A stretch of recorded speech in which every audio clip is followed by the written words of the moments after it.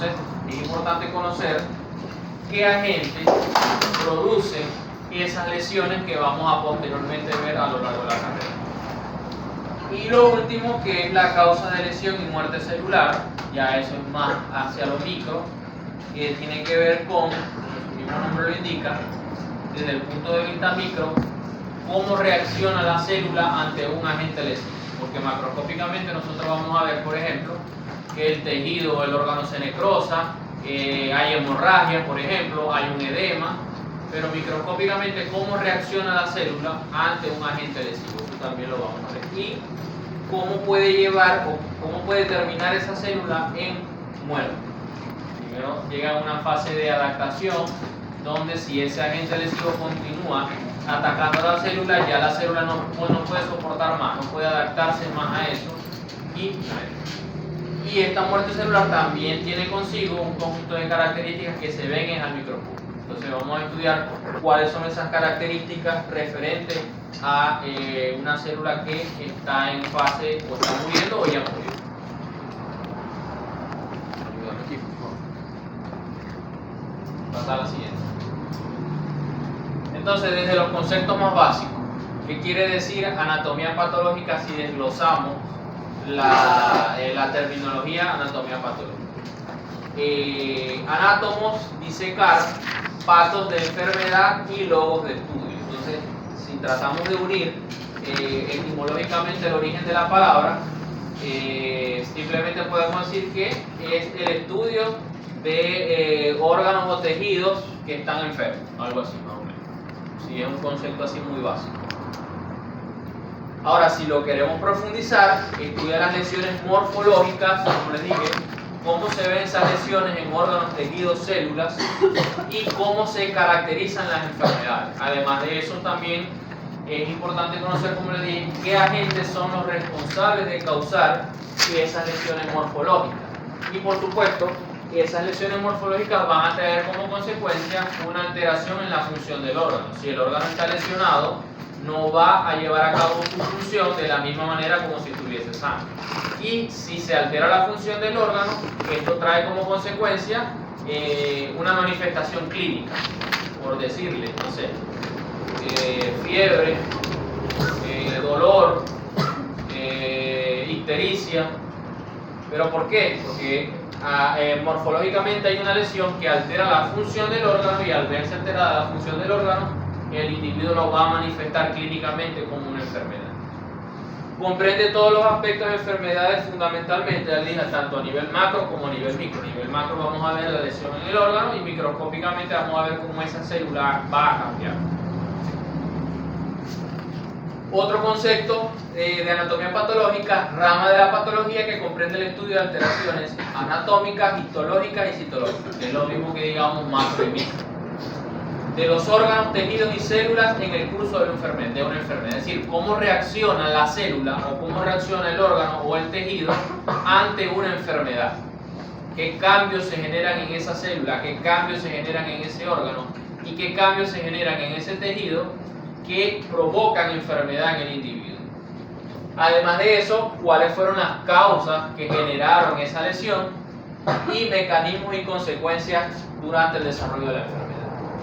Es uno de los pilares fundamentales de la medicina y una disciplina básica e imprescindible para los médicos, no solamente veterinarios sino humanos, porque ya se enfrenta, digamos que por primera vez, se enfrenta a una lesión, y a partir de esa lesión que está observando comienza el proceso de investigación para determinar si hay una lesión en este órgano, qué puede estar provocando esa lesión, y además, si ese órgano está lesionado, qué significancia clínica tiene en el individuo. Por ejemplo, si está lesionado si hay una lesión a nivel intestinal, ¿cuál es el significado clínico que vamos a ver en el individuo? Diarrea, vómito, dolor abdominal y así. Tratar de determinar cuál es el agente causante de esa lesión y qué significancia clínica tiene, además, por supuesto, de cuáles son los cambios morfológicos que se van a ver en ese órgano lesionado, tanto macro como micro. La anatomía patológica se divide en dos, que es la patología general y la patología sistémica. nosotros vamos a ver a lo largo de la unidad curricular, vamos a ver lo que es la patología general. Cuando yo estudié, cuando el profesor Camacho estudió, veíamos patología sistémica. Y los bloques se dividían por lesiones del sistema respiratorio, lesiones del sistema cardiovascular, lesiones del sistema urinario, lesiones del sistema nervioso. Ahora no, ahora se divide de acuerdo a, sistemas afectados, pero no desde el punto de vista anatómico, sino funcional. Por ejemplo, neoplasias, lesiones lesiones hemodinámicas o de la circulación en general. Al hablar de lesiones de la circulación, hablamos de lesiones circulatorias en riñón, lesiones circulatorias en intestino, lesiones circulatorias en pulmón, lesiones circulatorias en cerebro, en general.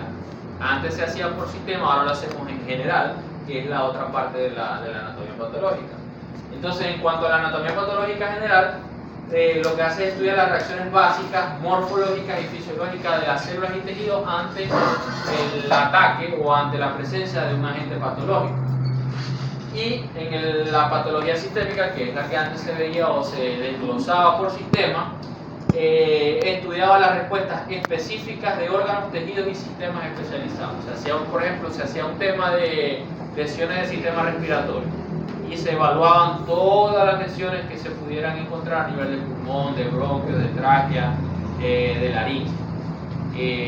Esa es una materia que estaba en el último pensum también como electiva, pero posteriormente fue eliminada. Y ahora se sustituyó lo que es la patología sistémica por la patología general.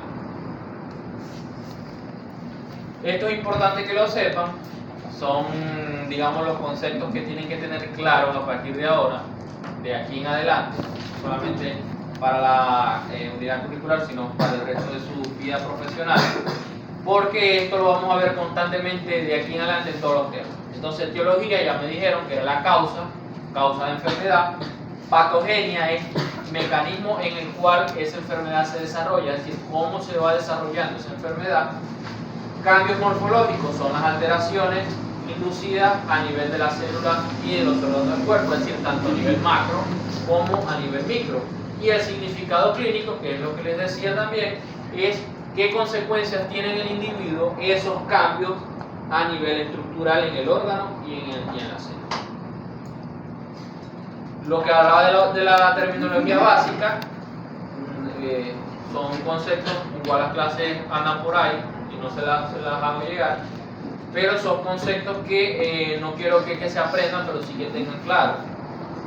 Por ejemplo, salud es un equilibrio funcional, bioquímico, metabólico, molecular y morfoestructural. Aquí faltó incluso que aquí no está, pero en los nuevos conceptos sí está, que es mental. Tiene que haber también un equilibrio mental, no solamente un equilibrio bioquímico, un equilibrio metabólico, molecular y morfoestructural, sino un equilibrio mental. Cuando se rompe ese equilibrio en cualquiera de esas fases, hablamos de enfermedad, que es la modificación precisamente de ese equilibrio. Cuando se rompe ese equilibrio, bien sea a nivel bioquímico, bien sea a nivel metabólico, bien sea a nivel molecular o bien sea a nivel morfoestructural o, como les dije, incluso a nivel mental. Cuando se rompe ese equilibrio, ya no hay esa sensación de bienestar, sino que hay una sensación de malestar y va a producir signos y síntomas que son los que se van a manifestar. La etiología, ya ustedes lo dijeron, estudia las causas de enfermedad, agentes o factores que causan daño, que causan lesión o que causan enfermedad. Patogénesis, también los adelantamos, es el mecanismo mediante el cual un agente patógeno desarrolla una lesión o enfermedad, o sea, cómo ese agente paso a paso va desarrollando lesión en el órgano o en el tejido. Alteración, cambios morbosos o cambios morfológicos de carácter funcional como consecuencia de la acción de agente patógeno. Es decir, una vez que ese agente patógeno afecta a un órgano, un tejido o una célula, trae como consecuencia una alteración funcional del funcionamiento de ese órgano, de ese tejido. Lesión son esos cambios morfológicos que vamos a ver en la célula o en el tejido que, como les dije, son inducidos por un agente patógeno que genera esa alteración desde el punto de vista funcional y genera esa lesión desde el punto de vista estructural. que es lo que vamos a ver. Entonces, la diferencia entre alteración y lesión, que alteración se refiere más al carácter funcional y lesión se refiere más a la parte morfológica o lo que se está viendo. Signos clínicos: cualquier evidencia de una enfermedad que puede determinarse de manera objetiva. ¿Qué quiere decir de manera objetiva? Que se puede ver, que la podemos observar. Por ejemplo, cojera, salivación, aumento de los esfuerzos respiratorios. ¿Por qué? Porque si hay cojera vemos que el animal camina con dificultad. Si hay salivación, vemos la saliva saliendo de la boca del animal. Si hay aumento de los esfuerzos respiratorios, vemos esos músculos abdominales que están moviéndose más de lo normal. Importante acá que los signos clínicos solo se observan en un individuo vivo. No vamos a hablar de signos clínicos en un animal muerto. Síntomas clínicos: a lo mejor piensan que signos y síntomas es lo mismo, pero no. Síntomas es lo contrario a signos. Son evidencia funcional que se puede determinar de manera subjetiva. ¿Qué puede ser de manera subjetiva? Una sensación o molestia de dolor. Por ejemplo, tengo un dolor en el abdomen, me duele la espalda, me duele el brazo, siento un calambre en el brazo. Cualquier, alteración que el individuo exprese. En este sentido, ¿cuál de los dos términos se utilizaría en medicina veterinaria? Utilizamos signo clínico porque el animal no nos va a decir me duele aquí, me duele allá. Para saber que el animal tiene una alteración, nosotros debemos observarlo. Si tiene fiebre, vemos el termómetro que está elevado. Si hay un incremento en la frecuencia respiratoria, estamos contando la frecuencia respiratoria. Tenemos una evidencia de que hay una alteración. Si el animal está cojeando, porque lo estamos viendo. Si hay una secreción hemorrágica en la nariz, porque estamos viendo la sangre salir. No le vamos a preguntar al animal qué te duele. Entonces nosotros en medicina veterinaria nos quedamos con signos clínicos y en la medicina humana se quedan con síntomas clínicos. El pronóstico se refiere a los resultados de una enfermedad, en una persona viva, de acuerdo a la gravedad y el posible resultado de la enfermedad. Es decir, cuáles son las probabilidades o la capacidad que tiene el individuo de mejorar. En este sentido, entonces, hablamos también de diagnóstico, que es la determinación de la naturaleza de una enfermedad expresada de manera concisa. Ya cuando de manera inequívoca, a veces nos podemos equivocar, pero la idea es que sea inequívoca, llegamos a un diagnóstico para determinar el nombre de la enfermedad o qué enfermedad está padeciendo ese individuo. Podemos hacer un diagnóstico anatómico o morfológico de acuerdo a la ubicación y naturaleza de la lesión. Por ejemplo, si vemos los intestinos llenos de sangre, ahí hablamos de una enteritis hemorrágica y es un diagnóstico de una patología o un diagnóstico de una enfermedad. ¿Por qué? Porque estamos viendo el intestino que está inflamado, por eso es itis, y vemos la sangre, por eso le colocamos hemorragia. Entonces hablamos de una enteritis hemorrágica porque estamos viendo ese órgano lesionado. En cuanto al diagnóstico etiológico, cuando vemos la presencia del agente etiológico en el órgano lesionado, por ejemplo, si vemos parásitos en intestino, hablamos de una parasitosis intestinal si no conocemos la especie que está afectando. Si vemos larvas en el corazón o parásitos en el corazón, ahí sí es inequívocamente diofilaria. Entonces ahí vamos a hacer un diagnóstico etiológico porque estamos viendo el agente causante de la enfermedad, que también es válido como diagnóstico. El diagnóstico definitivo se hace en base a la entidad de la enfermedad específica que se trate, igualmente cuando ya vemos o conectamos lo que son signos clínicos, órganos lesionados y agente etiológico. Por ejemplo, en el caso del moquillo canino vemos un animal que está convulsionando y al momento de hacer una hematología vemos esas inclusiones en el frotis de capa blanca. Ahí no hay más que buscar, y ahí tenemos un diagnóstico definitivo de que se trata de, por ejemplo, un moquillo canino. Igual con la erlicha, por ejemplo, un animal que ha perdido peso, que tiene las plaquetas bajísimas, que está inapetente, con fiebre, y al momento de hacer la hematología se observan erlichas, petequias también, y al momento de hacer la hematología vemos que hay trombocitopenia y que se encontraron hemotrópicos, erlichas, y ahí tenemos un diagnóstico definitivo porque estamos viendo el agente causal Y además de que estamos viendo el agente causal o el agente etiológico, estamos viendo un conjunto de cambios en el animal que son compatibles con esa enfermedad en específico. El diagnóstico clínico se hace sobre la base de signos clínicos observados en el animal en vivo. Por ejemplo, vuelvo con el ejemplo anterior, un animal que esté convulsionando. Ahí podemos decir que está sufriendo de epilepsia o de convulsiones. ¿Qué puede provocar epilepsia o convulsiones? Varias enfermedades. Pues la merlicha, el moquillo, una hipocalcemia, etc. Pero ahí vamos a hacer el diagnóstico es en base al signo clínico observado por el animal. Lesión patognomónica es una lesión típica, exclusiva y característica de una enfermedad. Cuando hablamos de lesión patognomónica es una lesión que solamente está presente en una enfermedad en específico. Que al momento de nosotros verla, automáticamente decimos, solamente con ver esa lesión, automáticamente decimos esto es esto, inequívocamente. No es semejante a otras lesiones producidas por otro agente. O sea, está acompañada exclusivamente de un agente etiológico que es el que vamos a diagnosticar. Disposición o predisposición es el estado del animal en el cual se encuentra favorecida la aparición o la acción de ciertos agentes patógenos. Hay ciertos animales que son más propensos a sufrir de una enfermedad que otros animales, y eso varía de acuerdo a la raza, al color incluso del pelaje, a la edad del animal también.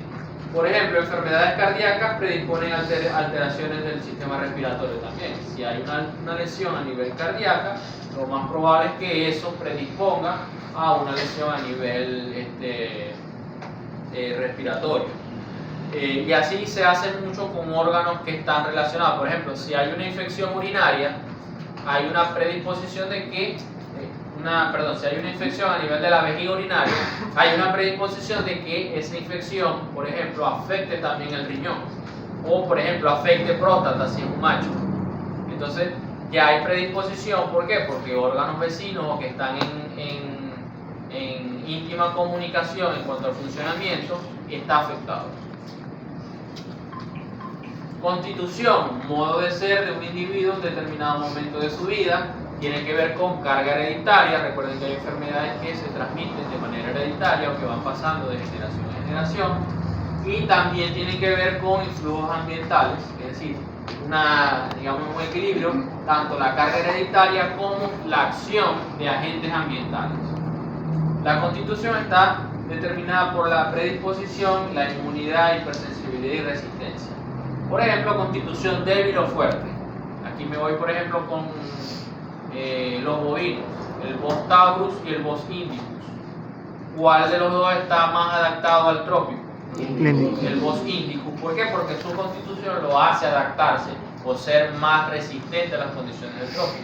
Condiciones de temperatura, condiciones de enfermedades, de otros agentes que puedan afectar, agentes etiológicos, llámese garrapatas, tábanos, son más resistentes que el Bos taurus, que es un animal más adaptado a otras condiciones templadas y que no es tan resistente al ataque, por ejemplo, de garrapatas o de tábanos. Esto es una lesión patognomónica, es una tuberculosis en cabra. Si nosotros vemos un pulmón, independientemente sea de cabra, de humano, de perro, de gato, de vaca, y vemos este granuloma que está acá, o este granuloma que está acá, que tiene un aspecto así como de queso ricota, tiene esa consistencia. Sin hacer más nada ya sabemos que eso es tuberculosis, sin buscar más nada. Claro, por supuesto, se hace la confirmación para determinar la presencia del Mycobacterium tuberculosis. Se hace un cultivo o se hace un corte y se colorea con Sid Nielsen para ver los bacilos ácido alcohol resistentes, ¿no? Pero de por sí, por ejemplo, en matadero ven algo así y eso va descartado. ¿Por qué? Eso es una tuberculosis. Entonces eso es una lesión patognomónica, porque inmediatamente al ver esa lesión ya se sabe que es una tuberculosis. Ahora, ¿cómo vamos a denominar las enfermedades? de acuerdo a la raíz de la enfermedad, del órgano, perdón, se le va a añadir el sufijo itis si es inflamación, por ejemplo. La raíz del intestino, ¿cuál sería? La raíz etimológica de la palabra. ¿Cuál sería? Cuando nos referimos a intestino, ¿qué palabra usamos? Enteritis. Entero. Y si está inflamado, hablamos de itis. Entonces sería una enteritis. Si es hígado, por ejemplo, hepatitis. Y así vamos. Si es articulación, arteritis. Ahora, si es una degeneración, utilizamos el sufijo osis. Y ahí hablamos de igual manera. Por ejemplo, una lesión o una degeneración a nivel articular, artrosis. Y así vamos, se agrega el sufijo osis y antecede a la raíz del órgano afectado.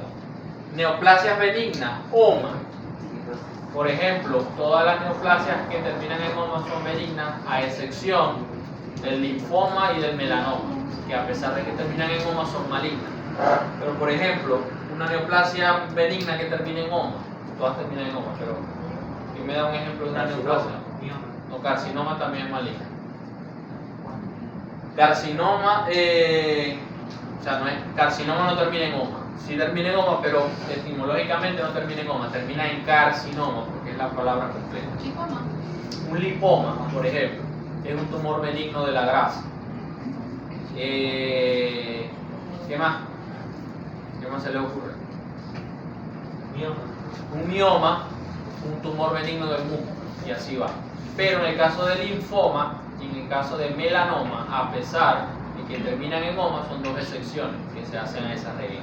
Son malignos a pesar de que terminan en OMA. Y de todas maneras eso lo vemos en la clase de neoplasia. ¿Y cómo se denominan los tumores o las neoplasias malignas? Dependiendo del origen. Si son de origen epitelial o si son de origen mesenquimal.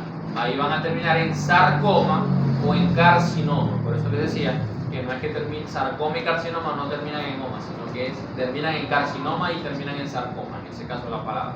Entonces, por ejemplo, no hablamos de mioma, sino de ¿qué? De un miosarcoma, por ejemplo. Y así vamos con cada una. De todas maneras, es una clase aparte que vamos a ver al final. Por último, debemos configurar el nombre de la enfermedad con el tipo de la evolución correspondiente, de acuerdo al tiempo que tiene la enfermedad, decimos si es aguda, subaguda o si es crónica, dependiendo del tiempo de evolución de la enfermedad. Asimismo, si vemos la etiología, por ejemplo, si vemos el parásito, hablamos de una enteritis hemorrágica parasitaria aguda. Enteritis porque está inflamado el intestino, hemorrágica porque estamos viendo sangre, parasitaria porque vemos los parásitos, y aguda porque el tiempo de evolución de la enfermedad es apenas de unas horas o días. Por ejemplo, ¿qué sería eso? Si vamos a utilizar el mismo concepto que acabamos de decir, que es el nombre del órgano, más el sufijo, más el tiempo, más ¿cómo se llama? El exudado. La dermatitis porque está inflamada la piel. Dermatitis. ¿Qué más? Aguda, ¿qué más? ¿Qué es esto que ven aquí? No, ahí úlcera. no se ve la gente, pero ¿qué es esto que ven aquí? Pus. Entonces sería ¿qué? ¿Ah? No. Purulenta. Sería una dermatitis purulenta aguda. Dale. Lo que les decía del melanoma, a pesar de que termina en OMA, es maligno, porque es una neoplasia maligna, su comportamiento es maligno. Esteatosis hepática, ¿qué sería? Una degeneración del... ¿Y esteato qué es? ¿A qué hace referencia? No sé, pero esteato hace referencia a la grasa. A la grasa. Entonces sería una degeneración grasa del hígado, que es esteatosis hepática. Ahora vamos con lo que son los principios de causalidad. Y lo que ya terminamos la parte de introducción a la patología, donde básicamente lo que se enseña en esa parte es terminología. a cómo describir una lesión o una enfermedad. Ahora vamos a ver el principio de causalidad o causas de enfermedad o agentes etiológicos o etiología de la enfermedad. Es el estudio de la relación etiológica entre una exposición y la aparición de un efecto secundario. Si el individuo se expone a un agente etiológico, probablemente va a traer consecuencias en su sistema, en sus órganos, en sus tejidos o en sus células. Estos efectos pueden ser benéficos o pueden ser perjudiciales. No siempre van a ser perjudiciales. Porque, por ejemplo, si se coloca una vacuna, te estás exponiendo a un agente etiológico, pero te va a traer beneficios porque te va a generar una protección inmunitaria contra posibles o futuros contactos con el mismo agente. Entonces, no siempre es perjudicial, a veces puede ser benéfico. Y en caso de que sea perjudicial, lo más común es que cause enfermedad, que cause alguna lesión que altere el funcionamiento del órgano o de un sistema, incluso genere modificación a nivel de la estructura del órgano, de la función del órgano, incluso puede generar hasta la muerte del individuo, o simplemente curación. Una vez que se expone a ese agente, genera una alteración a nivel de su estructura, de su función, y posteriormente el individuo se cura y no vuelve a sufrir más o genera una protección contra futuros ataques. Por ejemplo, en casos de enfermedades que atacan al animal y genera una protección contra ese agente, y el animal queda protegido casi que por el resto de su vida. Por ejemplo, en el caso del parvovirus, si le da parvovirus y el animalito logra recuperarse durante esa etapa de cachorro, no vuelve a sufrir del parvovirus. En el caso del ser humano, por ejemplo, la papera o la lechina no va a volver a repetir. Y una vez que te da, ya no te vuelve a repetir.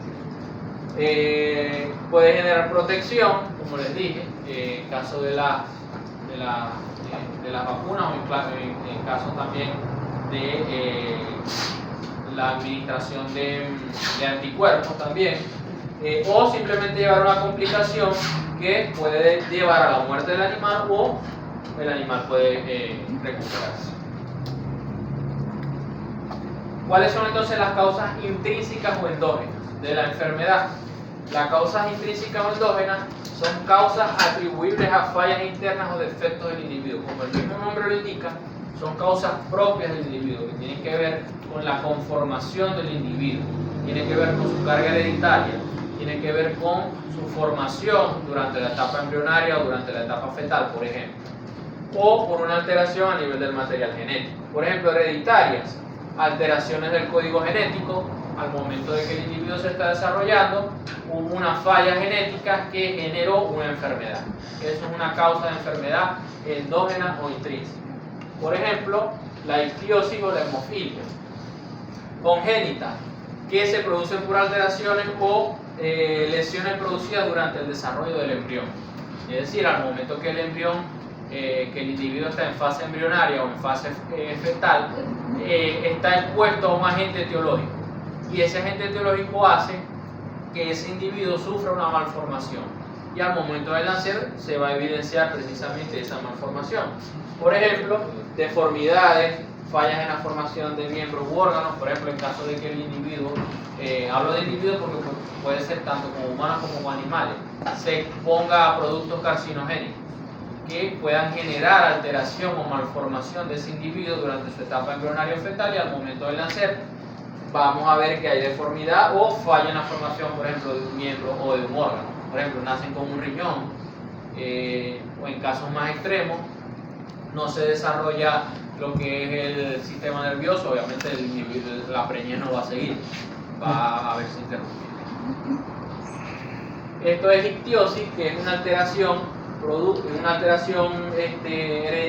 hereditaria o genética a nivel de la piel, donde la piel se va a observar como acartonada, como si estuviera cubierta por una capa de barro seco, pero es por una falla a nivel genético.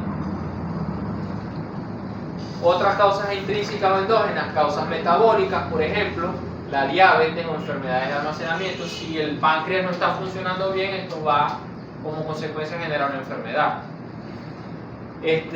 Si, por ejemplo, hay una falla en el funcionamiento hepático, esto también va a generar enfermedad. Si hay una falla en el funcionamiento renal, también va a generar una enfermedad, pero son lesiones propias del individuo, que no son provocadas por agentes externos.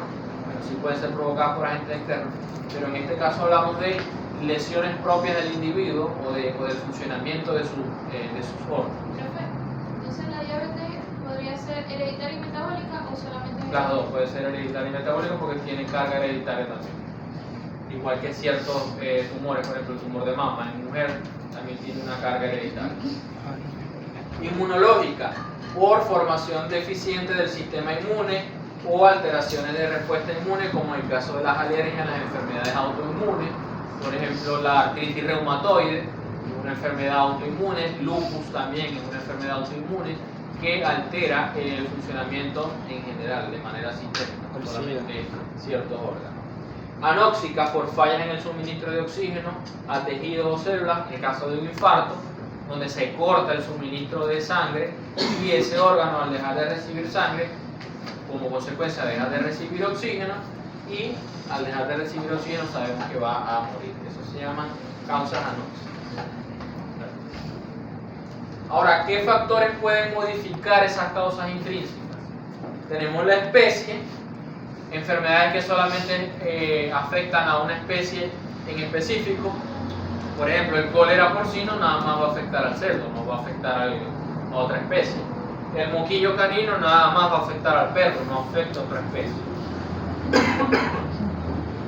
La raza y el tipo, hay ciertas razas que son más predisponentes a sufrir de ciertas enfermedades que otras. Y tiene que ver, más que todo, tiene que ver con la constitución, lo que hablamos en la parte anterior, tiene que ver con la constitución de ese animal. Familia, predisposición familiar a sufrir de ciertas enfermedades, generalmente por factores hereditarios, lo que hablamos de la diabetes, por ejemplo del tumor de mama, que son enfermedades que se pueden ir transmitiendo de generación en generación.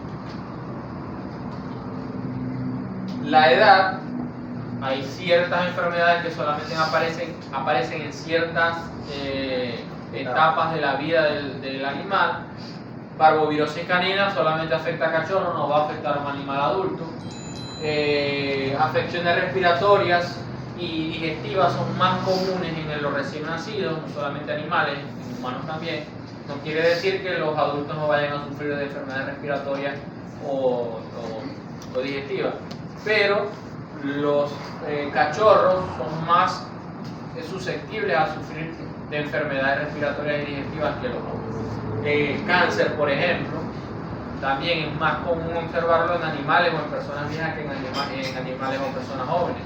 Igual, no quiero decir que a los jóvenes no les dé cáncer, pero la probabilidad de que le dé cáncer a una persona o un animal mayor es más, tiene más probabilidad en un animal o una persona mayor que en un animal o una persona joven.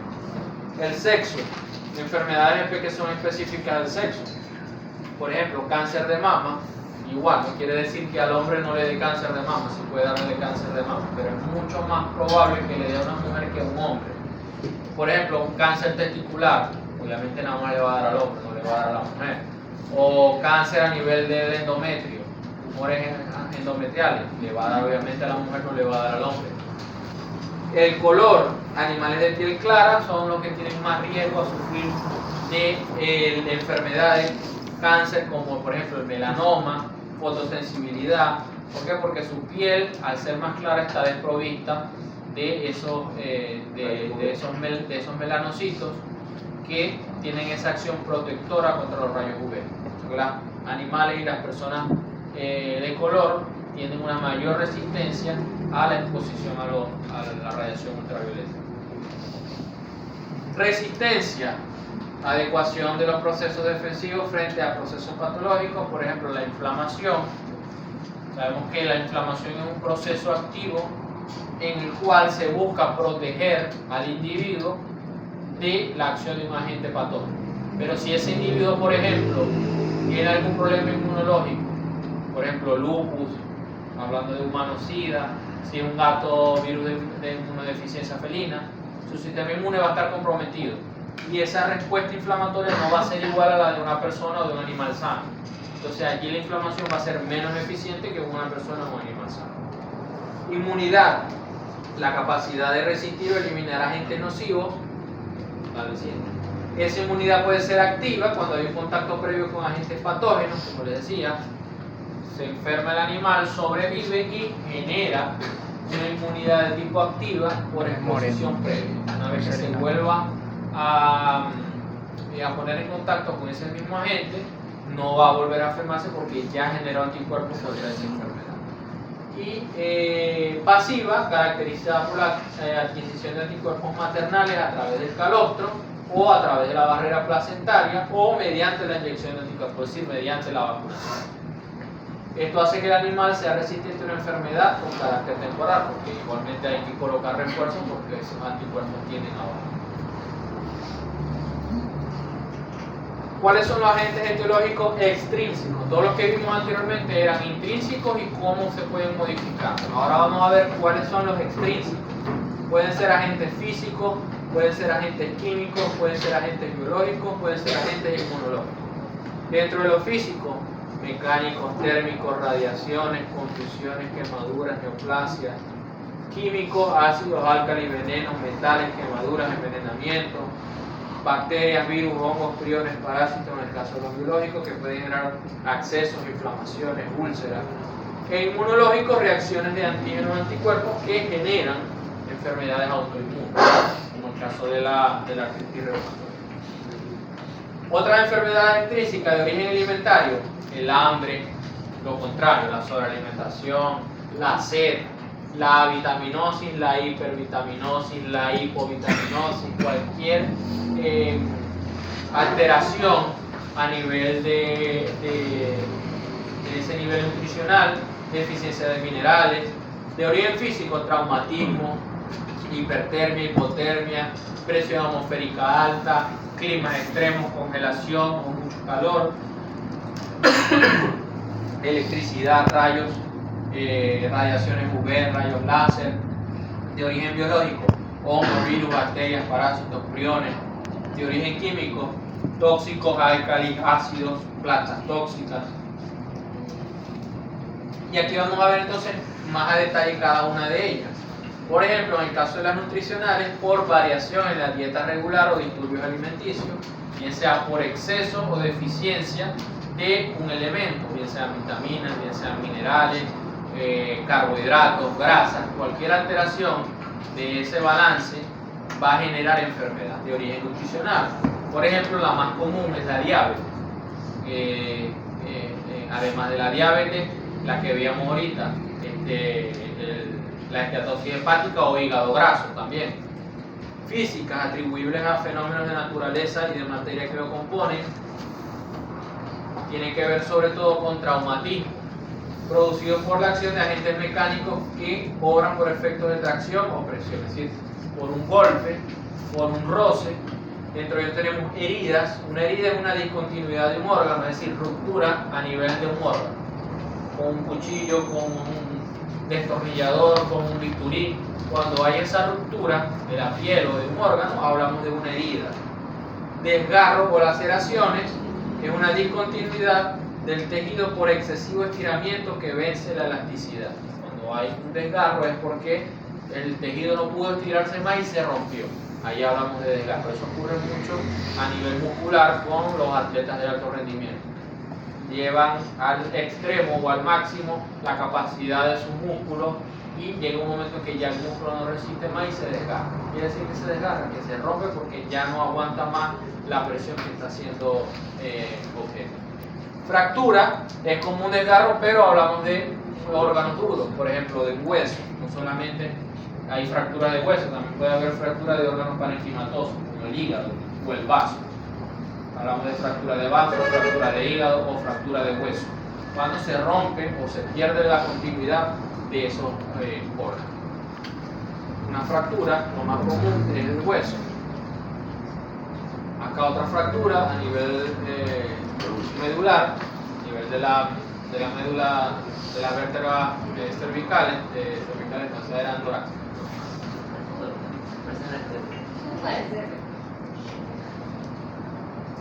Contusión que es un magullamiento de los tejidos por acción de objetos romos, con ruptura de vasos capilares superficiales y hemorragia intersticial sin discontinuidad. ¿Qué quiere decir esto? Que hay ruptura de esos vasos, pero no se rompe el tejido. Como un golpe donde se genera un mal llamado moretón, que es un hematoma. ¿Por qué se genera ese hematoma? Porque el golpe que ocurrió allí les rompió esos pequeños vasos sanguíneos, la sangre salió, pero como no había ruptura del tejido, se mantuvo la sangre dentro del tejido y se manifiesta como un moretón. Concusión, que no es lo mismo que contusión. Cuando hablamos de concusión es la pérdida de conocimiento por un trauma cráneoencefálico, igualmente sin que haya discontinuidad tisular. O sea, hay un golpe fuerte en la cabeza, el individuo pierde el conocimiento debido a ese golpe, a ese trauma, pero no hay ruptura de ese órgano. En ese caso hablamos de concusión. Luxación es una lesión a nivel de las superficies articulares por un sobreestiramiento o distensión de ligamentos articulares, sin que haya ruptura, pero con dislocación de la superficie articular. ¿Qué quiere decir esto? Por ejemplo, tenemos una articulación acá que está, sabemos, así y está sujeta por ligamentos. Cuando hay un estiramiento excesivo, se provoca que uno de las dos superficies articulares pierda el contacto con la otra. Entonces va a ocurrir esto. Todavía van a estar unidos por ligamentos porque no hay ruptura de los ligamentos, pero hay una dislocación porque la superficie articular pierde contacto con la otra. Entonces va a quedar, por ejemplo, de estar así, va a quedar a estar así. Pero como no hay ruptura de los ligamentos, ese miembro se puede otra vez llevar al sitio donde anatómicamente debería ir. En ese caso hablamos de una luxación, cuando se pierde esa continuidad o cuando esa superficie articular deja de hacer contacto con la otra. Vale. Un esguince es una discontinuidad en la superficie de contacto de superficies articulares por sobredistensión o estiramiento de ligamentos articulares, que es parecido a la luxación, pero no hay, no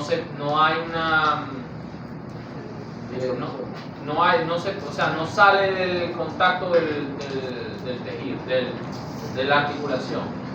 En la luxación, por ejemplo, pasa esto, están las dos superficies articulares y pasa esto, queda así. Ahí hablamos de luxación. En el caso del esguince, hay un sobreestiramiento y lo que ocurre es esto. Queda todavía en el mismo sitio, pero separada de la...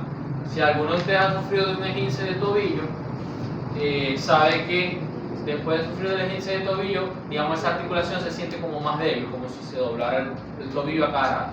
Pero es por eso, porque la articulación, las dos superficies articulares se separan un poco y esa articulación queda, digamos, más débil. Abrasión o escoración, que es la pérdida de las capas superficiales del tejido por roce o acción erosiva o abrasiva de objetos romos. En caso de epitelio interno se conoce como erosión. Cuando hablamos de epitelio, por ejemplo, se pierde el epitelio del intestino, hablamos de una erosión intestinal, o se pierde el epitelio de la tráquea, hablamos de una erosión traqueal, porque se pierden las capas superficiales. Y por ejemplo, en el caso de la piel, si hay una abrasión o una escoriación, por ejemplo, que es lo que se conoce como un raspado, me caí y me raspé la rodilla, eso es una escoriación. ¿Por qué? Porque el contacto con el piso, al momento de entrar en contacto con la piel, te va a eliminar o a desprender las capas más superficiales. Otra causa física, úlcera, que es la solución de continuidad con exposición de la membrana basal, se pierden las capas más superficiales y queda expuesta la membrana basal, el porium o la lámina propia. Entonces vamos a ver una lesión que va a tener una cavidad, es una lesión cóncava. Estenosis es la disminución del lumen de un órgano tubular por aumento del espesor de sus paredes, por ejemplo el intestino, si está así, y si sus paredes se inflaman, el espacio dentro del intestino se va a ver reducido porque sus paredes engrosaron, porque están inflamadas. Obstrucción, cierre del lumen de un órgano tubular por un atascamiento de un cuerpo extraño, también es común verlo a nivel intestinal. Llega un cuerpo extraño y queda atascado a nivel del intestino. Compresión, la disminución del lumen de un órgano tubular como consecuencia de la presión ejercida sobre su pared por masas o cuerpos físicos. Por ejemplo, tenemos acá el intestino y está creciendo un tumor a nivel del hígado. Y en un momento que el tumor creció tanto que empujó el intestino hacia la pared abdominal y le ejerció tanta presión al intestino que la cerró, sin que lo invada, ¿no? Sino que simplemente por presión sobre la pared del intestino.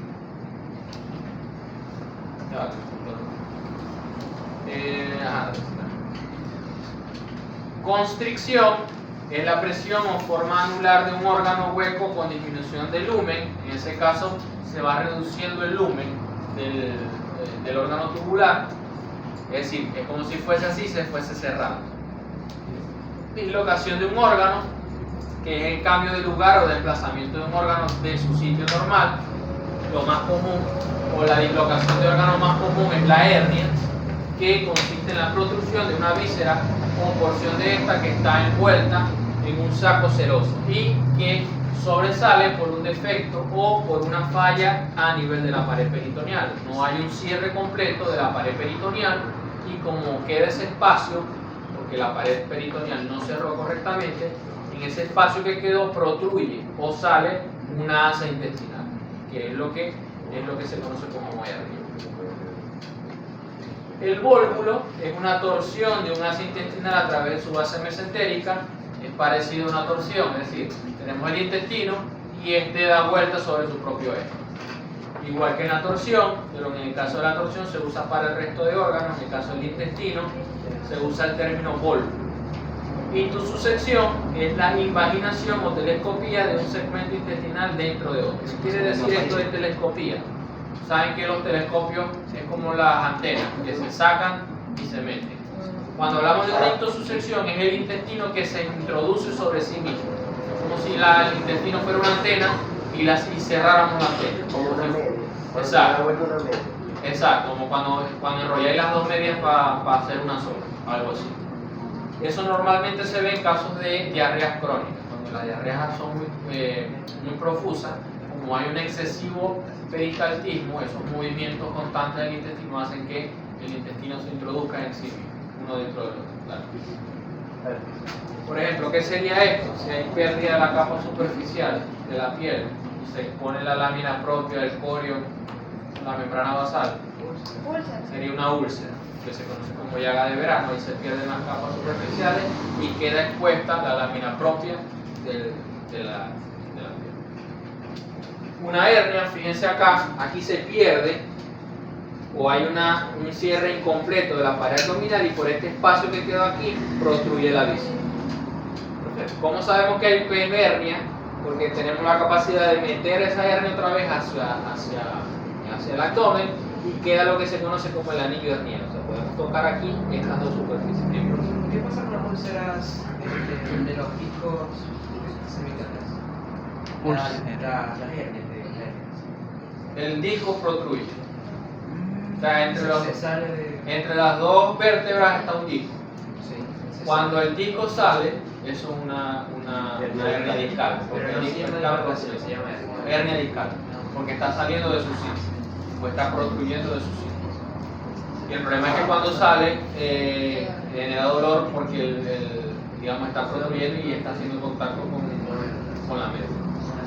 Adhesiones, piensa acá dos asas intestinales que se unieron producto de esa adhesión, normalmente por acción de la fibrina cuando hay procesos inflamatorios.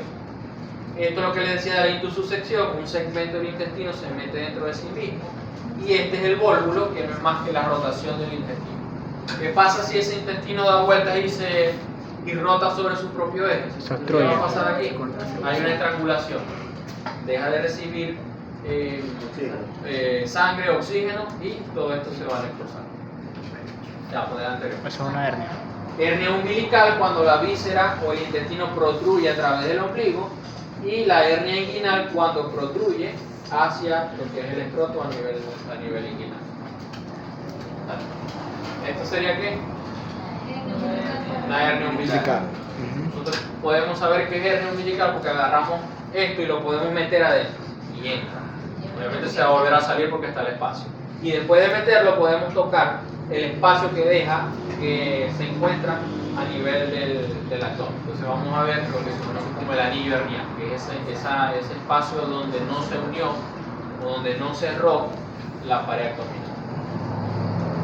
Una obstrucción, esto es una tusa de jojoto de un perro, se lo tragó y quedó obstruida, quedó atascada a nivel del intestino.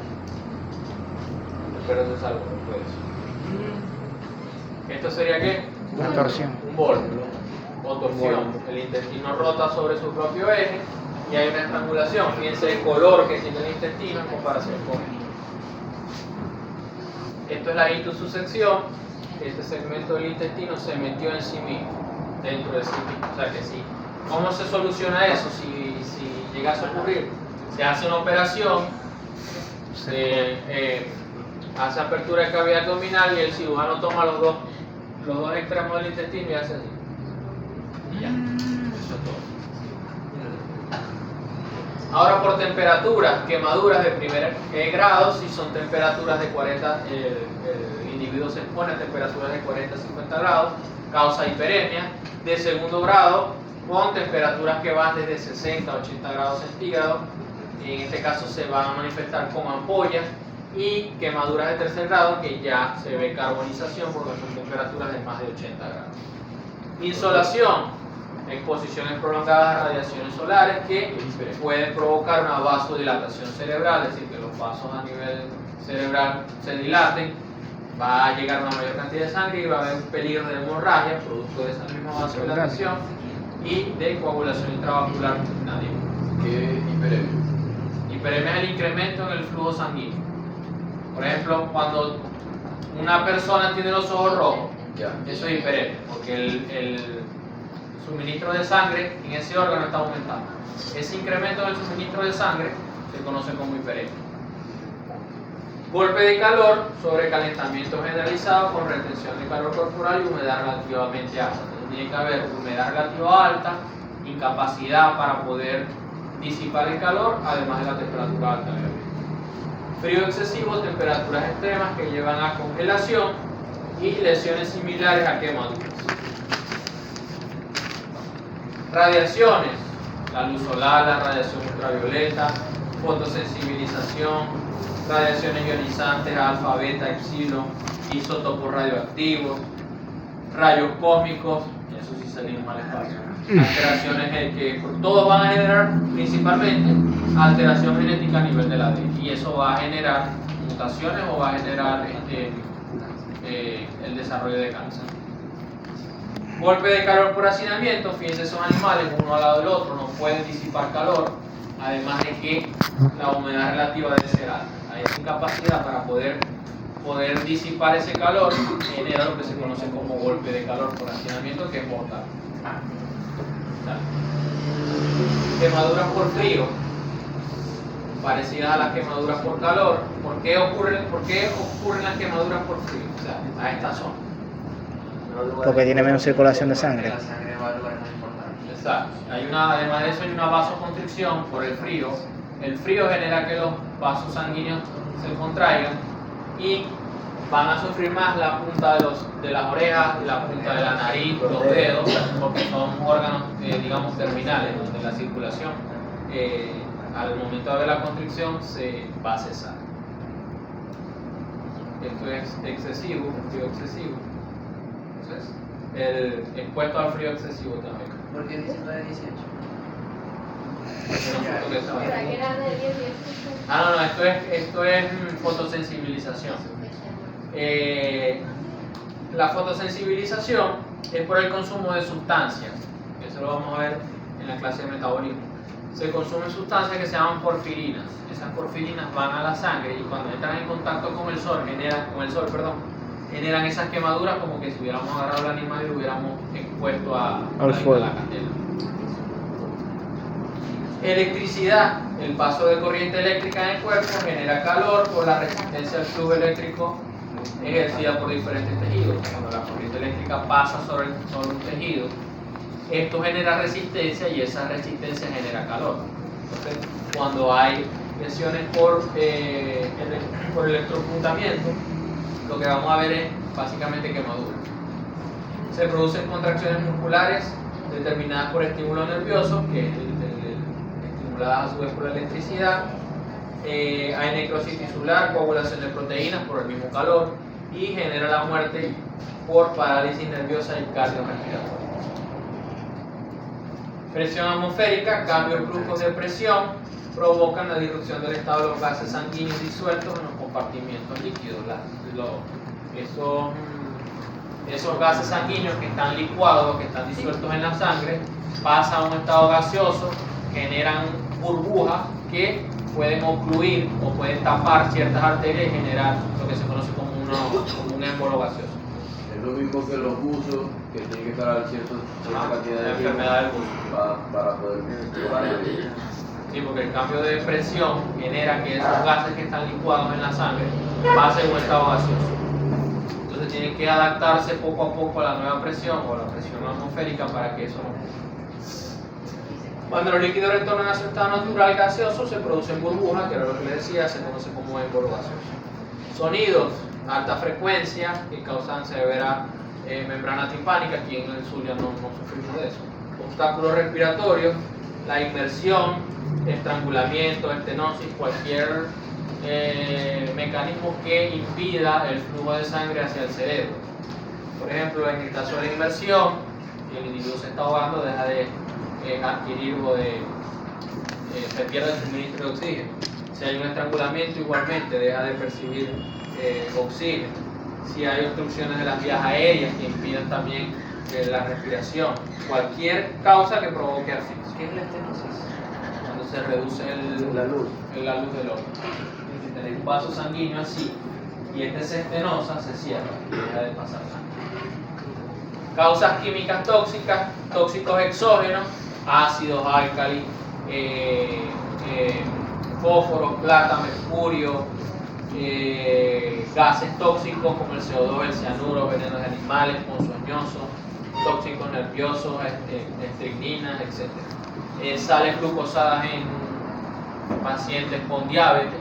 El paciente viene con pues diabético o viene con una crisis de diabetes y le metes una solución glucosada, lo va a matar.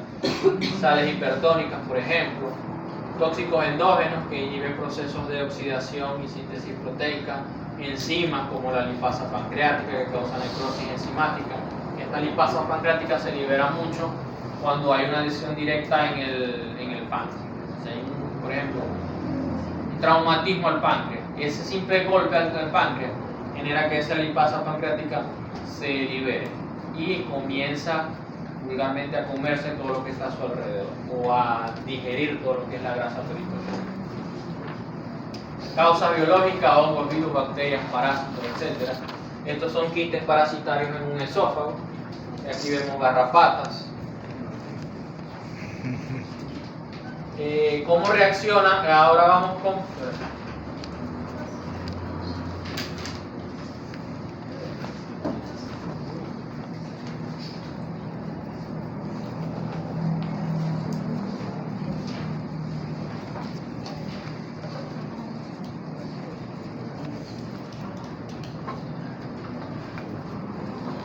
Ahora vamos a ver la tercera parte del tema.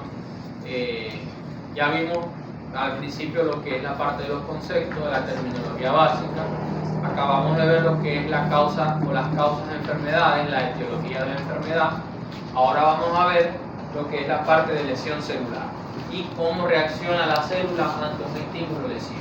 Todo lo que hemos visto hasta ahora es desde el punto de vista macro. Ahora vamos a ver cómo va a reaccionar la célula ante un agente patógeno. ¿Cómo puede reaccionar la célula? Puede acelerar su anabolismo. ¿Qué quiere decir acelerar su anabolismo? Que va a crecer. En una medida, digamos, de sobrevivencia para soportar la acción de un agente lesivo. Por ejemplo, puede haber hipertrofia, que es el incremento en el tamaño de la célula. Puede haber hiperplasia, que es un incremento en el número de las células de un órgano. Puede haber una infiltración grasa, donde ese tejido se va a llenar de grasa o de tejido adiposo. O puede incluso ocurrir una neoplasia, donde vamos a ver una proliferación descontrolada, anárquica, de células. O sea, hay un crecimiento celular exagerado, continuo, que hace que ese órgano crezca de manera descontrolada, sin control. Todo esto lo hace el organismo, por ejemplo, para tratar de soportar un agente lesivo o un agente patógeno. Por ejemplo, en el caso de la hipertrofia o la hiperplasia, un caballo de carrera es el mejor ejemplo. Como está constantemente expuesto a altas cargas de ejercicio por las carreras que está llevando a cabo, el músculo reacciona aumentando la cantidad y el tamaño de las células musculares para tratar de soportar mejor esa carga de ejercicio que el caballo está haciendo sobre él. Lo contrario, disminución del metabolismo, degeneración, necrosis, que es la muerte de las células, o inflamación, puede ser de tipo celular o humoral. También la célula puede, o el órgano o el tejido puede reaccionar de alguna de estas maneras para tratar de sobrevivir o de mantenerse ante el ataque de un agente lesivo. Por ejemplo, aquí hay una hipertrofia muscular. Fíjense cómo se queda lo que es el ventrículo izquierdo. Incrementó el tamaño de la pared. Normalmente la pared del ventrículo izquierdo, todo un corazón, corte transversal del corazón, debería ser como así. Y fíjense el grosor que tiene este corazón. Esto va a traer a su vez que la cavidad ventricular se reduzca, el tamaño de la cavidad ventricular se reduzca porque esa pared muscular sigue creciendo. Aquí hay una infiltración grasa. Todo esto que ven aquí blanco, estos círculos blancos, corresponde a glóbulos de grasa que están llenando, este es el caso del hígado, que es lo que vemos acá, una esteatosis hepática. Este sería el macro y este sería el micro. Entonces el hígado aumenta su tamaño, pero en sí lo que se está llenando es de grasa. Y al momento de tocarlo lo vamos a sentir como más lábil, que se fragmenta mucho más rápido. Y aquí vemos una cirrosis hepática. Aquí hay dos mecanismos. Primero, hay una hiperplasia nodular, que es todos estos nodulitos que ustedes ven aquí. Y segundo, hay una cirrosis porque todo o gran parte de ese hígado está siendo sustituido por tejido fibroso. Otro mecanismo en el cual el hígado, en este caso, trata de lo pone digamos, se activa con la finalidad de sobrevivir. ¿Por qué? Porque todos estos nodulitos que ustedes ven aquí son intentos del hígado de regenerarse, pero obviamente no van a tener ningún efecto. Dale. Neoplasia, crecimiento excesivo, descontrolado. Dale. Ahora, ¿cómo reacciona el individuo a la enfermedad? Esto es desde el punto de vista sistémico. ¿Cómo reacciona un individuo cuando está enfermo? Lo más común es la fiebre, elevación de la temperatura corporal por alteración del centro hipotalámico. Hay acción de agentes pirógenos, bien sea exógenos o endógenos, que le dicen al centro de temperatura que incremente la temperatura corporal. Inflamación, regeneración y reparación, esto también se los adelantaba. El cuerpo humano trata de atacar ese agente lesivo o ese agente patógeno mediante el proceso de inflamación. No es más que un conjunto de mecanismos que tienen la finalidad de atacar y destruir ese agente patógeno. Se activan un conjunto de respuestas humorales y celulares para destruir ese agente patógeno. Y posteriormente regenerar y reparar el daño ocasionado por ese agente patógeno hasta llegar a la normalidad. Factores inmunes, ya le dije, naturaleza humoral celular. El shock puede reaccionar también con un shock. No me vayan a colocar en el examen que es shock. Es como cuando uno recibe una noticia muy fuerte. Que es el shock. El shock es una falla circulatoria periférica. Aquí lo que ocurre cuando hay shock es una redistribución de la sangre. ¿Qué pasa? Cuando el cuerpo entra en shock o el organismo entra en shock, hay una redistribución de la sangre y la sangre se distribuye principalmente a los órganos principales. ¿Para qué? Para mantener la vida del individuo. Entonces, ¿a qué órgano se va a distribuir la sangre principalmente? Cerebro, corazón y pulmones. Se distribuye principalmente esos órganos, porque si deja llegar sangre a uno de esos tres órganos, no hay vida. Pero ¿qué pasa? El riñón deja de recibir suficiente sangre. el hígado deja de recibir suficiente sangre, los intestinos dejan de recibir suficiente sangre, la piel deja de recibir suficiente sangre. Eso es lo que se conoce como shock, esa redistribución de la sangre hacia órganos que son vitales o que son claves para el mantenimiento de la vida. Y es lo mismo que shock anafiláctico. El shock siempre es eso. Cuando le colocáis shock hipovolémico, shock hemorrágico, shock anafiláctico, tiene que ver qué lo causa. Un shock anafiláctico te lo causa una sustancia a la cual la persona o el animal es alérgico. Un shock cardiogénico te lo causa una falla en el funcionamiento del bombeo del corazón. Un shock neurogénico te lo causa una lesión a nivel de la médula espinal. O sea, pueden ser diferentes causas, pero la finalidad siempre va a ser lo mismo, sea anafiláctico, sea cardiogénico, sea neurogénico, cualquiera de los tres siempre va a provocar esa redistribución de la sangre a los órganos principales. Lesión celular son una serie de acontecimientos que ocurren si exceden los límites de respuesta adaptativa a un estímulo. Es decir, si todo esto que acabamos de ver no es suficiente y la célula continúa sufriendo de un ataque por parte de un agente patógeno, ya llega una fase de lesión celular. Y esa fase de lesión celular se va a dividir en dos, que es la lesión reversible, donde, como su nombre indica, la célula todavía es capaz de volver a regresar a su funcionamiento normal, siempre y cuando ese agente cese, ese agente patógeno cese, o una lesión irreversible donde ya no hay punto de retorno, y eso va a provocar muerte celular, finalmente y necrosis. Esto es lo que ocurre principalmente cuando hay una respuesta celular. Entonces tenemos acá la célula normal, que está en homeostasis, que está funcionando normalmente. Si esa célula sufre una injuria, un estímulo lesivo, va a provocar una lesión celular. Esta lesión celular, como les dije, puede ser reversible. Si es reversible, ella trata de adaptarse o hace un conjunto de cambios, mejor dicho, en su estructura o en su morfología para tratar de sobrevivir. Pero si ese agente lesivo continúa atacando la célula, ya llega un punto de no retorno donde hay la lesión irreversible y la necrosis. Lo otro es que hay veces donde sufre la célula una injuria o un ataque de un agente patógeno y ella misma se programa para morir porque sabe que no va a sobrevivir. La sufre, puede suceder mucho en casos de infecciones virales. La célula, al saberse infectada por un virus, dice: el virus va a usarme a mí para replicarse. Yo necesito morir porque yo no voy a hacer nada. Entonces, digamos que se sacrifica o se suicida la célula porque sabe que no va a poder sobrevivir y que, por el contrario, el virus va a usarla para replicarse. Puede haber una etapa de adaptación, que es lo que vimos anteriormente: hipertrofia, hiperplasia, metaplasia, cualquier mecanismo para tratar de adaptarse a ese estímulo lesivo.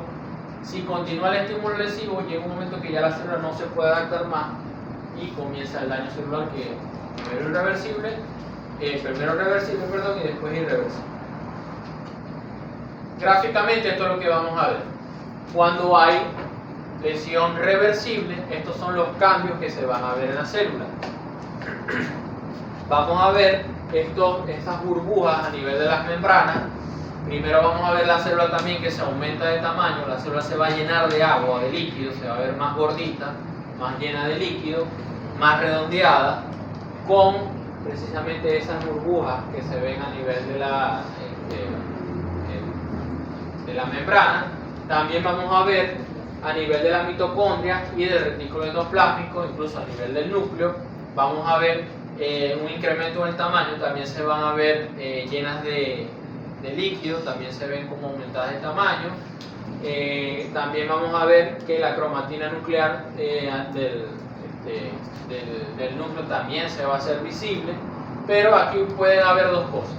Puede ser que la célula se recupere y pase otra vez a su característica normal, o pase una fase de lesión irreversible donde va a haber necrosis. Si pasa a esa fase irreversible, ya vamos a ver a nivel del núcleo condensación de la cromatina nuclear, es decir, el núcleo se va reduciendo, se va condensando. Vemos cuerpos amorfos a nivel de de la mitocondria.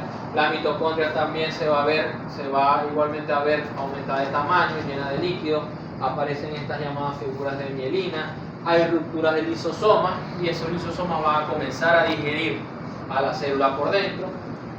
También vamos a ver a nivel de retículo endoplásmico rugoso la ruptura y la pérdida de los ribosomas, hasta que finalmente vemos ya en fase de necrosis que esa célula comienza a fragmentarse, tanto la membrana como el núcleo. Fíjense en el núcleo se fue fragmentando en pedazos. La membrana también se fue fragmentando, todos estos pedacitos que vemos acá. Y finalmente hay una destrucción completa de la célula.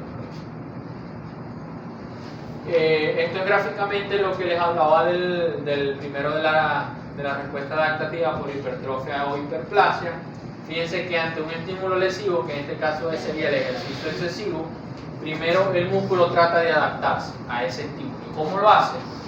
Aumentando su tamaño mediante la hipertrofia.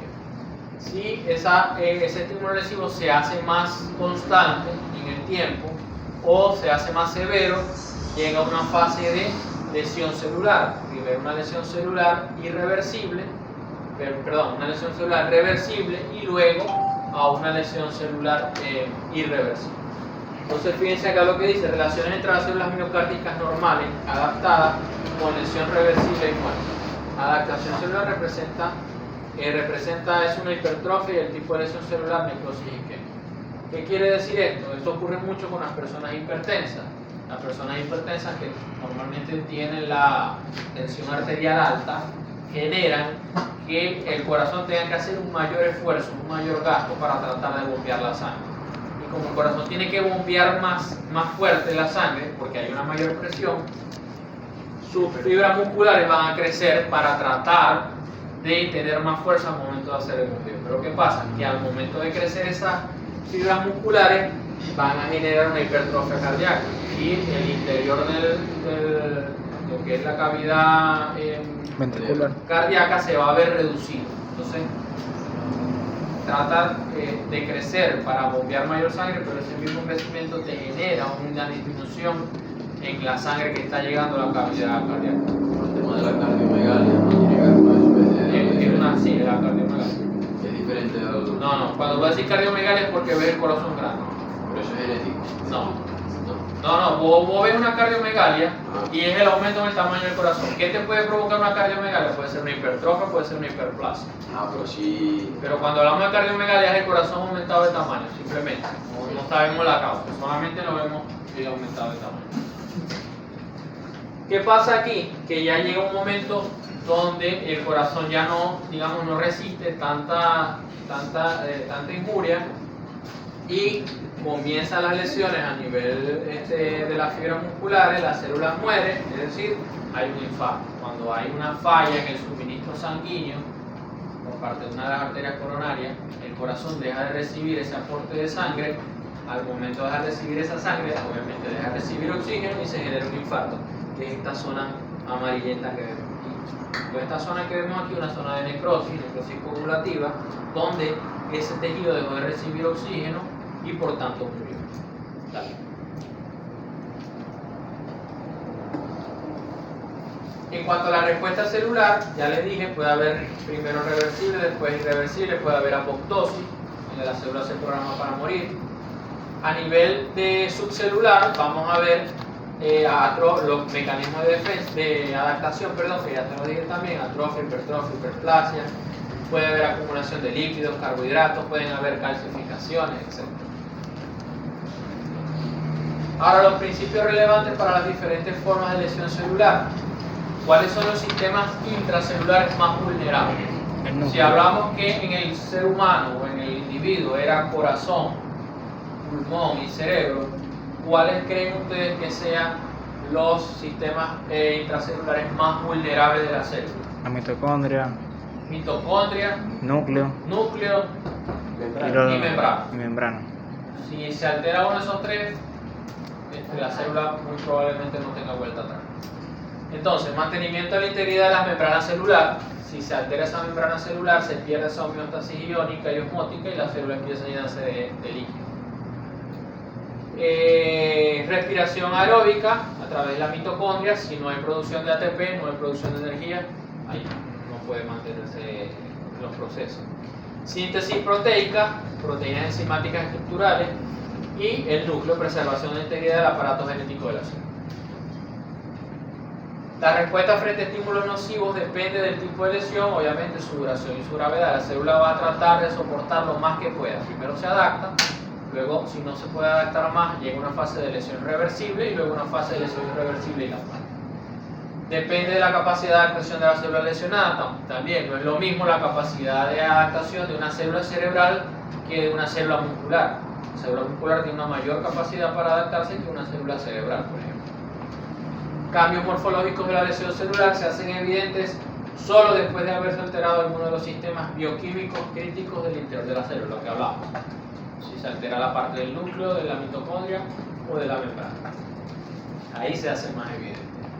Oxígenos radicales libres derivados del oxígeno, que son tóxicos para la célula.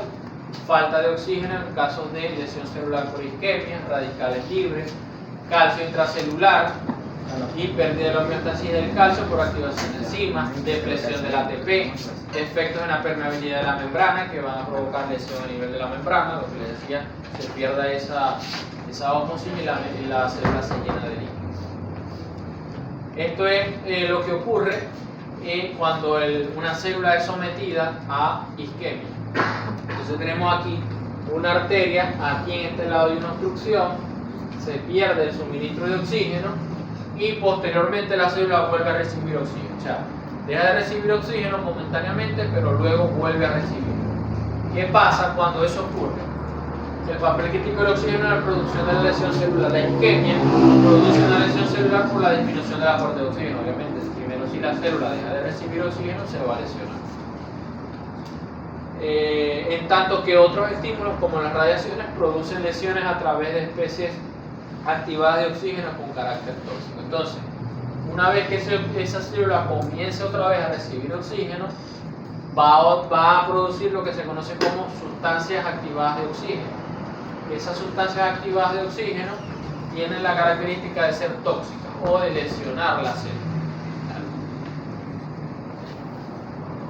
En el caso de la lesión celular reversible, hay disminución del ATP, hay una disminución. Fíjense que hablamos de disminución, o sea que se mantiene la producción de ATP pero a niveles más bajos, por eso es reversible. Se reduce la actividad de la bomba de sodio dependiente de la energía localizada de la membrana plasmática y hay tumefacción celular. Si hay una disminución del ATP, no se produce el ATP suficiente, ese ATP no va a llegar a la membrana plasmática y esa membrana plasmática la actividad de esa membrana plasmática a nivel de la bomba sodio-potasio se va a ver alterada. ¿Y qué va a tener como consecuencia esto? Que la célula se llene de líquido porque se pierde ese equilibrio sodio-potasio. Se altera también el metabolismo energético celular, disminuye el depósito de glucógeno, disminuye el pH intracelular. Hay una alteración de la estructura del aparato de la síntesis proteica, desprendimiento de ribosomas del retículo endoplásmico rugoso, disminuye la síntesis proteica. Igualmente, fíjense que disminuye. La célula está tratando de subsistir con lo poco que le queda. Como consecuencias funcionales vamos a ver la formación de vesículas y la pérdida de microvellosidades. Todavía ahí la célula está viva. Esto es lo que ocurre. Básicamente esto es el ejemplo anterior. Mejor dicho, el gráfico anterior. Hay una isquemia, la mitocondria deja de recibir oxígeno. Como deja de recibir oxígeno, la mitocondria sufre una oxidación fosforilación oxidativa. Esta fosforilación oxidativa disminuye el ATP. Esa disminución del ATP disminuye lo que es la actividad de la bomba sodio-potasio y eso altera la permeabilidad de la membrana celular. La célula se llena de líquido. También va a generar un incremento de la glicólisis que disminuye el pH, lo hace más ácido, disminuye también la célula que se llena de líquido. La glucosa. Hipotonía. Sí, eso se llama, eso lo vemos en la otra clase, en la clase de trastornos del metabolismo. Se dice que la célula se forma o se transforma como un balón, porque es redonda completamente llena de agua. Otros efectos, hay una lesión a nivel de ribosoma, disminuye la síntesis proteica y hay la deposición de lípidos. Todo esto es, fíjense que en fase reversible. ¿Vale? Esto es lo que vamos a ver en la lesión reversible, partículas intramembranosas, vamos a ver edema, se ve más aumentado el tamaño, lleno de líquido, el retículo endoplásmico, dispersión de los ribosomas, edema celular, hinchazón de las mitocondrias, se van a ver aumentadas de tamaño porque están llenas de líquido, con pequeñas condensaciones, vesículas, se ven como unas burbujas a nivel de la membrana, en general un edema, la célula se va a ver aumentada de tamaño porque está llena de líquido, con condensación de la cromatina nuclear y autofagia por parte de los mitocondrios. Ahora vamos a pasar a la última fase, que es la lesión irreversible, la que ya no tiene vuelta atrás. Una vez que llega a la fase de lesión irreversible, significa la muerte de la célula.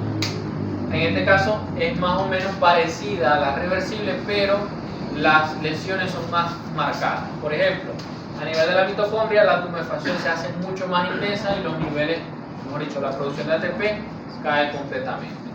Ya hay una lesión a nivel de la membrana plasmática donde hay incluso ruptura de la membrana plasmática. Y al romperse esa membrana plasmática se pierde esa osmolaridad. Los lisosomas se van a ver incluso más hinchados, va a ingresar una mayor cantidad de calcio al interior de la célula producto de la ruptura de esa membrana plasmática. Por tanto, hay una falla o disfunción de la mitocondria, se pierden los fosfolípidos de la membrana porque la membrana se destruye, se activan proteasas, especies reactivas de oxígeno que les decía que tiene un efecto tóxico, productos de degradación de los lípidos con efectos detergentes sobre las membranas que hacen que la membrana sea destruida, se pierden aminoácidos celulares y se predispone a la lesión de la membrana. Básicamente se destruye membrana, núcleo y mitocondria.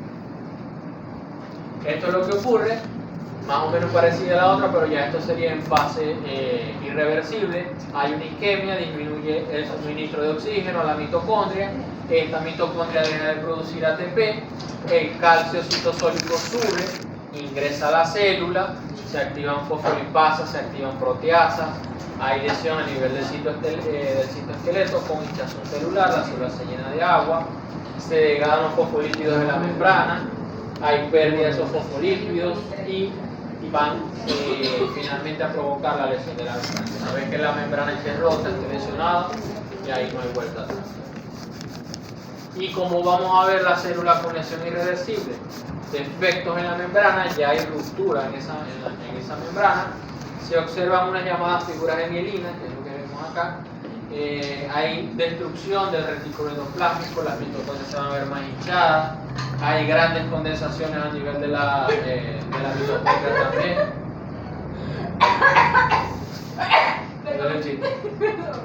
Perdón, me ahogué. Puede ver a nivel del ducto, puede ver autólisis, pignosis, cariolisis o carioresis, que quiere decir en el caso de la pignosis, en el caso de la cariolisis, en el caso de la cariorexis. En el caso de la cariorexis es como si el núcleo fuera un vidrio y le diéramos un martillazo. El núcleo se fragmenta en varios pedacitos. A eso se refiere como cariorexis. Cuando hay cariolisis es la destrucción completa del núcleo. O sea, ya el núcleo no se ve, queda en un espacio donde estaba el núcleo. Y cuando hay pignosis, el núcleo lo que hace es que reduce su tamaño. Se hace más pequeño, se hace más condensado. Cualquiera de esas tres se puede ver, cariolisis, cariorexis o pignosis, pero normalmente se ve en ese orden. Primero hay pignosis, después hay cariorexis y de último hay cariolisis. Ahora, en el caso de la lesión por isquemia o reperfusión, ya les decía, un órgano que deja, una célula deja de recibir oxígeno y luego vuelve a recibir. Profesor, una pregunta. ¿Usted no facilita esa diapositiva? Sí. Entonces hay un aumento en la producción de radicales libres. Cuando se reinstaura la producción de sangre nuevamente a esa célula, se producen radicales libres que tienen una acción tóxica o lesiva sobre la célula y alteran sobre todo a nivel de la mitocondria. Esta lesión isquémica se acompaña de la producción además de citocinas, se genera una respuesta inflamatoria que estimula la llegada de polimorfos nucleares a esa zona. Además de eso hay inflamación, se genera una respuesta inflamatoria que también va a provocar una lesión a nivel del celular. Claro, por eso es. Dale. Esto es un resumen de lo que es la parte de agentes extrínsecos que sufren digamos que atacan a la célula. Pueden ser cualquiera de estos, todos los que acabamos de ver, físicos, químicos, biológicos, de acciones de hipersensibilidad, isquemia, hipoxia. Todos van a generar daño en la membrana, daño a nivel de mitocondria y daño a nivel de núcleo, además de los radicales libres. Ya sabemos entonces que la célula lo primero que va a hacer es que adaptarse. ¿Y cómo se adapta la célula? ¿Qué hace la célula para adaptarse? Con hipertrofia. Hipertrofia, Hipertrofia, sí. Hipertrofia, hiperplasia, metaplasia. Si continúa el estímulo, ¿qué pasa? Una degeneración. Hay una, es digamos, una degeneración como tal. Luego pasa una lesión reversible. Si continúa el ataque, ya llega finalmente a la fase de lesión irreversible, donde hay muerte celular, ya la célula muere. Ya te lo digo también, dale. Igual.